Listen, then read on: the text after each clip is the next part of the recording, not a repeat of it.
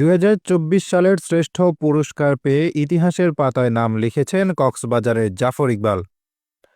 মধ্যবিত্ত পরিবারে বেড়ে ওঠা এক সফল পুরুষের নাম জাফর ইকবাল অন্যান্য সফলতার স্বাদ নিয়ে এবার চট্টগ্রাম বিভাগের শ্রেষ্ঠ হিসেবে গণপ্রজাতন্ত্রী বাংলাদেশ সরকারের আনসার বাহিনীর ২০২৪ সালের ৪৪তম জাতীয় সমাবেশ হতে গোয়েন্দা রিপোর্টের ভিত্তিতে বাংলাদেশ সরকারের সর্বোচ্চ শ্রেষ্ঠ প্রেসিডেন্ট পদক পেয়ে ২৪ সালে ইতিহাস গড়ে তোলেন রামু উপজেলার ১ নম্বর ঈদগড় ইউনিয়নের স্থানীয় বাসিন্দা চরপাড়া গ্রামের মরহুম ইসহাক সুলতানের পুত্র ইউনিয়ন আনসার কমান্ডার সাংবাদিক জাফর ইকবাল। তিনি এর আগেও বাংলাদেশ সরকারের হাত থেকে তিনবার জাতীয় পুরস্কার লাভ করে সুনাম অর্জন করেছেন।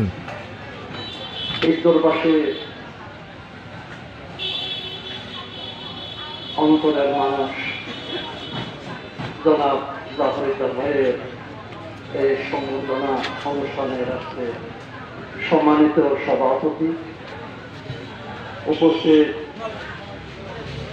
অত্র এলাকার অত্যন্ত গুণীজন ব্যক্তিত্ব জনাব নুরুল আলম নুরি সাহেব, উপস্থিত বদর মোকাম মাদ্রাসার সম্মানিত প্রিন্সিপাল এবং রামু প্রেস ক্লাবের সম্মানিত সভাপতি বন্ধু নুরুল ইসলাম ভাই এবং আমার সাথে যারা সফল সঙ্গে হয়েছেন মানবাধিকার কমিশনের সম্মানিত সেক্রেটারি ও উপদেষ্টা জনাব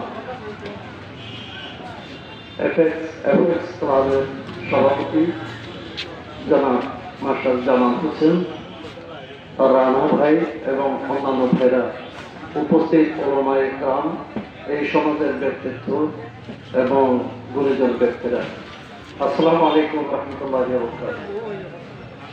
আল্লাহ পাকের দরবারে অশেষ শুকরিয়া আদায় করি এই জন্য যে এমন একজন ব্যক্তির সংবর্ধনায় আমরা এখানে উপস্থিত হয়েছি, এমন একজন ব্যক্তিত্ব আপনারা গঠন করতে পেরেছেন, এমন একজন ব্যক্তির জন্ম আপনাদের ঈদগড়ের মাটিতে হয়েছে। উনি হচ্ছেন জাফর ইকবাল ভাই। ওনাকে আজকে 10 বছর আগে থেকে আমরা খুঁজে পেয়েছি যে এইরকম একজন ব্যক্তিত্ব এখানে আছে। আমরা ওনাকে ঈদগড়ের মানবাধিকার কমিশনের সভাপতি করেছিলাম। আজকে অবধি উনি এই দায়িত্ব পালন করে আসছেন।